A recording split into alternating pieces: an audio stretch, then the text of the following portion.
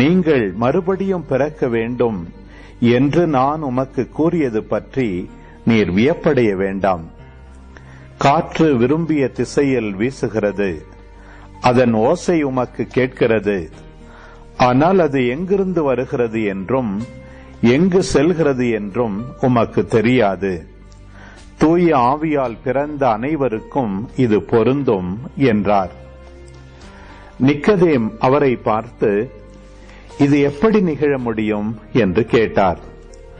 அதற்கு இயேசு கூறியது, நீர் இஸ்ரேல் மக்களிடையே போதகராயிருந்தும் உமக்கு இது தெரியவில்லையே. எங்களுக்கு தெரிந்ததை பற்றியே பேசுகிறோம், நாங்கள் கண்டதை பற்றியே சான்று பகர்கிறோம். எனினும் எங்கள் சான்றை நீங்கள் ஏற்றுக்கொள்வதில்லை என உறுதியாக உமக்கு சொல்கிறேன்.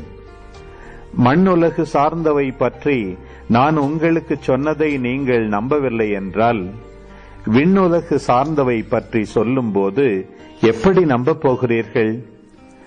விண்ணகத்திலிருந்து இறங்கி வந்துள்ள மானிட மகனை தவிர வேறு எவரும் விண்ணகத்திற்கு ஏறி சென்றதில்லை.